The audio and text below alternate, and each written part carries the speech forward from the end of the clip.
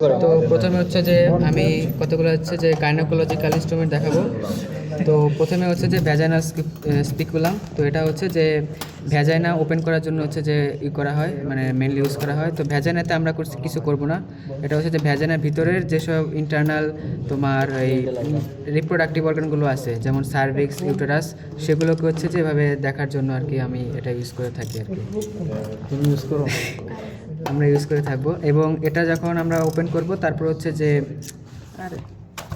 হ্যাঁ, ওপেন করার পর সেটা হচ্ছে যে ভ্যাজাইনার ভিতরে হচ্ছে যে আমরা ওই সিমেন্ট যদি আমরা ইনসিমিনেশন করতে চাই, আর্টিফিশিয়াল ইনসিমিনেশনের ক্ষেত্রে বিশেষ করে শিপের, তো তখন হচ্ছে যে আমরা শুটিং গান দিয়ে হচ্ছে যে ওই সিমেন্টটা হচ্ছে ভিতরে আমরা দিয়ে সার্ভিক্সের ভিতরে দিয়ে দেবো। তারপর এটা হচ্ছে যে এয়ার স্পিকুলাম বা অস ডায়ালেটর। এটা হচ্ছে যে মেনলি স্মল অ্যানিমেলের আমরা কান এক্সামিনেশন করার জন্য হচ্ছে যে ইউজ করে থাকি। তো কানের মধ্যে যদি কোনো প্যারাসাইটিক বা ব্যাকটেরিয়াল ইনফেকশন হয়ে থাকে, তো তখন হচ্ছে যে আমরা এটা দিয়ে হচ্ছে যে একটু কানটা ওপেন করে তারপর টর্চ লাইট এখানে রেখে তারপর হচ্ছে যে ভিতরের পাশটা দেখব। আর আরেকটা কাজে এটা ব্যবহার করা হয়, সেটা হচ্ছে যে অস ডায়ালেটর, যেহেতু অস মানে হচ্ছে যে সার্ভিক্স, তো সার্ভিক্স হচ্ছে যে ডায়ালেট করতে এবং সার্ভিক্সের ভিতরে হচ্ছে যে দেখার জন্য হচ্ছে যেটা ইউজ করা হয়। তারপর হচ্ছে যে অবস্টেটিক্যাল হুক। এটা হচ্ছে যে আমরা মেনলি প্রেগনেন্ট ওমেনের ডিস্টোকিয়ার সময় হচ্ছে যে মেনলি ইউজ করে থাকি, যখন হচ্ছে যে ওই অ্যানিমালকে হচ্ছে যে টেনে বের করতে হয়। এবং এটা হচ্ছে দুইটা আছে হুকটা, একটা হচ্ছে শার্প হুক আর একটা হচ্ছে যে ব্লান্ট। তো শার্প যে হুকটা আছে সেটা হচ্ছে যে আমরা মেনলি ডেড অ্যানিমালের ক্ষেত্রে ইউজ করি, ডেড ফিটাসের ক্ষেত্রে। আর ব্লান্ট যেটা, সেটা হচ্ছে যে আমরা ওই লাইভ ফিটাসের জন্য ইউজ করে থাকি। তো এটা আমরা লাগাবো হচ্ছে যে আয়ের যে আউটার ক্যান্থাস আছে সেখানে হচ্ছে যে এটা অ্যাটাচ করব। এবং এখানে এই পাশে হচ্ছে যে দড়ি বাঁধা থাকে, যেটা হচ্ছে যে বাইরের পাশে থাকবে। এবং আউটার ক্যান্থাসে লাগানোর পর সেটাকে হচ্ছে আমরা দড়ি দিয়ে টান দিব। আর এটা শার্পটা হচ্ছে যে আমরা ডেডের ক্ষেত্রে ইউজ করবো, কারণ ডেডে কাটাকুটি হলো সমস্যা নেই কিন্তু। আর ব্লান্টটা হচ্ছে যে লাইভের ক্ষেত্রে ইউজ করে থাকি। আর তারপর যেটা দেখবো সেটা হচ্ছে যে দুটা ইয়ারের জন্য দুটা আমরা ইনস্ট্রুমেন্ট দেখবো। একটা হচ্ছে যে অ্যালিগেটর ফোরসেপস আর একটা হচ্ছে যে ওরাল ফোরসেপস। তো এটা হচ্ছে যে অ্যালিগেটর ফোরসেপস, কারণ এটার যে মুখটা সেটা হচ্ছে তখন একটা কুমিরের মাথার মতো, তো এই কারণে এটা হচ্ছে অ্যালিগেটর ফোরসেপস। আর এটা হচ্ছে যে আমার ওরাল ফোরসেপস। ওরাল ফোরসেপস এটা হচ্ছে যে পুরাটাই খুলে যায়। আর এই দুটা হচ্ছে যে আমরা কানে যদি কোনো অবস্ট্রাকশন হয় সেটাকে হচ্ছে যে বের করে আনার জন্য হচ্ছে যে আমরা ইউজ করব। এটা হচ্ছে অ্যালিগেটর। আর অ্যালিগেটরের ক্ষেত্রে হচ্ছে যে মুখটা পুরোটা খুলবে না, শুধু এই পাশটা হচ্ছে খুলবে। আর ওরালের ক্ষেত্রে, আর এটা যেহেতু ওরাল ফোরসেপস, সেটা হচ্ছে যে পুরা মাথাটা হচ্ছে যে খুলে যায় ওরালের ক্ষেত্রে। তারপর হচ্ছে যে আমরা আইয়ের কিছু ইনস্ট্রুমেন্ট দেখব। যে পাশে যে তিনটে ইনস্ট্রুমেন্ট সেটা হচ্ছে যে আয়ের জন্য। তো প্রথমটা হচ্ছে যে আই স্পিকুলাম, এটা একটু গোল্ডেন কালার। আর এটা হচ্ছে যে আমরা আয়ের যে আইটাকে হচ্ছে যে ওপেন করার জন্য যখন সার্জারি করবো অ্যানেস্থেসিয়া দেওয়ার পর, তো তখন হচ্ছে যে চোখটাকে হচ্ছে যে ওপেন করে দেওয়ার জন্য হচ্ছে যে আমরা এই আই স্পিকুলামটা ইউজ করে থাকি। এটা হচ্ছে যে এটা যদি ইউজ করি এই আই স্পিকুলামটা, তাহলে একটা দিয়েই একটা চোখ ওপেন করা যাবে। এভাবে রেখে তারপর হচ্ছে যে এভাবে চোখটাকে হচ্ছে ওপেন করা হয় মেনলি আইলিডটাকে রিট্রাক্ট করতে। আর এটা হচ্ছে যে আই ল্যান্ডসেট। এটা হচ্ছে যে চোখে যদি কোনো আমরা ইনসিশন দিতে চাই তখন হচ্ছে যে আমরা এটা ইউজ করে থাকি, যেহেতু ল্যান্ডসেট শেপ এই কারণে ওটার নাম আই ল্যান্ডসেট। তারপর হচ্ছে যে আইলিড রিট্রাক্টর। এটাও সেম, আমরা হচ্ছে যে আইলিড রিট্রাক্ট করতে হচ্ছে যে আমরা ইউজ করি যখন সার্জারির সময়। তো দুইটা আইলিড রিট্রাক্টর দিয়ে হচ্ছে যে আমরা এই আইটাকে হচ্ছে এভাবে ওপেন করে তারপর হচ্ছে সার্জারি করব। আর এটার সাথে হচ্ছে যে স্পেইং হুক একটা ইনস্ট্রুমেন্ট আছে, আমরা আগে যেটা দেখছি ওটার সাথে হচ্ছে একটু কনফিউজ হতে পারে। তো এটা এরকম দেখে নাও। তো তারপর হচ্ছে যে আমরা এই টিটের কিছু যন্ত্রপাতি দেখব। তো প্রথমে আছে হচ্ছে যে টিট সাইফোন। তো টিট সাইফোন হচ্ছে যে আমরা মেনলি লার্জ অ্যানিমালের ক্ষেত্রে ইউজ করে থাকি, যেমন ক্যাট, কাউ, বাফেলো এসবের ক্ষেত্রে।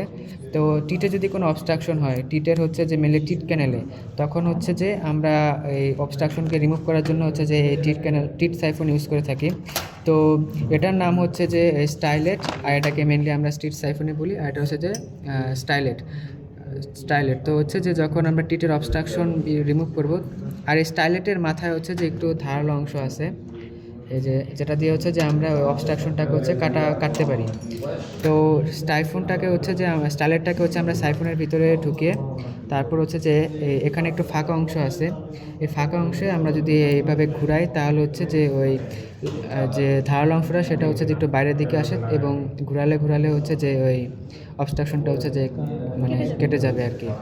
এবং পরে যখন আমরা এটা কাটার পর অবস্ট্রাকশনটা ক্লিয়ার করার পর আমরা কী করবো, এটাকে হচ্ছে যে এভাবে রেখে দেবো, এই যে স্টাইলারটাকে হচ্ছে বের করে নিয়ে আসবো এবং এই ফাঁক দিয়ে হচ্ছে যে মিল্ক ঢুকবে আর এই পাশ দিয়ে হচ্ছে যে মিল্কটা বাইরে বেরিয়ে আসবে।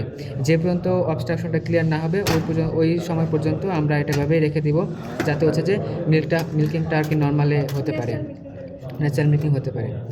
তারপর এবং এটা হচ্ছে যে মেনলি কমনলি ইউজ করা হয় ফিল্ডে, সবচেয়ে বেশি এই ইনস্ট্রুমেন্টটা ইউজ করে।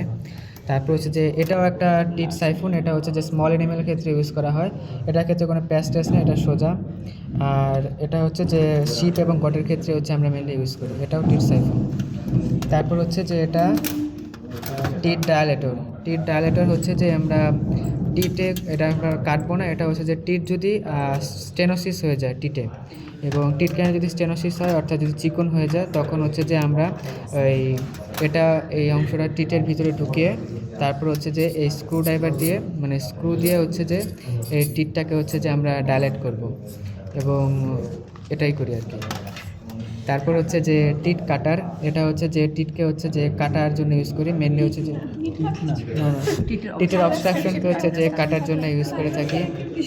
তো ফাইব্রাস কানেক্টর যদি জমা হয় তাহলে হচ্ছে যে এটাকে হচ্ছে যে ঘুরিয়ে ঘুরিয়ে হচ্ছে যে আমরা এই অবস্ট্রাকশনটা কাটি এবং এই অংশটা হচ্ছে ধারালো অংশ, এটাই হচ্ছে যে টিট কাটতে হচ্ছে ইউজ করা হয়।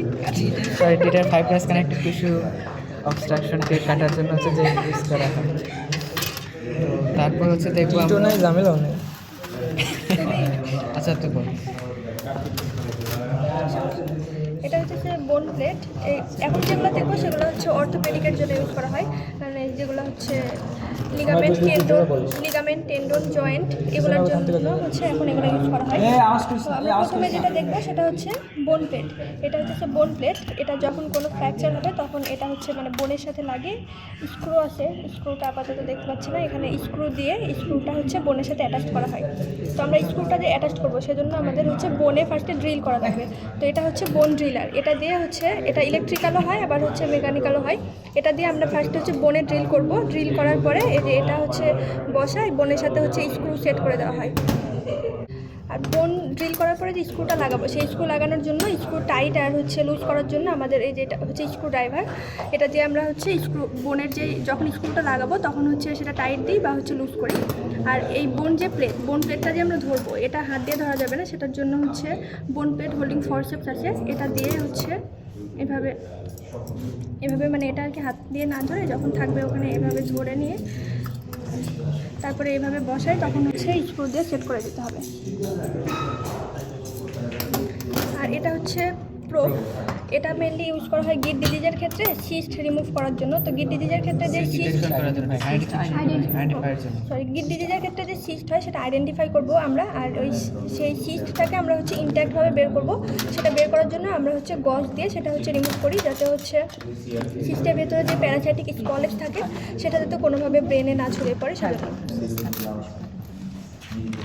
আর এটা হচ্ছে ইন্টারভেনাস ক্যানুলা। তো এটা হচ্ছে মেনলি দেওয়া হয় হচ্ছে ইন্টারভেনাস কোনো ফ্লুইড বা ড্রাগ বা হচ্ছে অনেক সময় ব্লাড কালেকশন করার জন্য বা হচ্ছে ব্লাড ট্রান্সফিউশন করার জন্য এটা মেনলি ইউজ করা হয়। এটার নাম হচ্ছে ইন্টারভেনাস ক্যানুলা।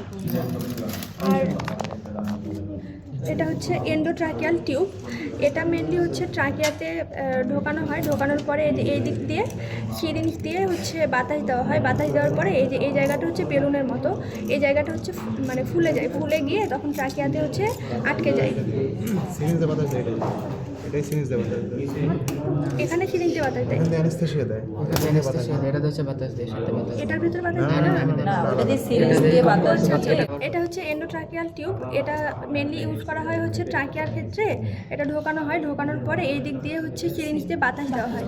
আর এই অংশটা যেটা বেলুনের মতো এটা তখন ফুলে যায়, ফুলে গিয়ে ট্রাকিয়াতে আটকাই গেল, তখন যাতে এটা আর না রিমুভ হয় তখন হচ্ছে এই দিক দিয়ে গ্যাসিয়াস অ্যানেস্থেসিয়া দেওয়া হয়। আবার হচ্ছে অনেক সময় অক্সিজেন সাপ্লাই দেওয়া হয়। আর অনেক সময় যখন ট্রাকিয়াতে মানে খুবই স্মল অবস্ট্রাকশন থাকে, কাপ বা মিউকাস, ওটা মাঝে মধ্যে যে এটার সাথে আটকাইতে এভাবে বের করে নিয়ে এসে আর কি রিমুভ করা হয়। শেষ।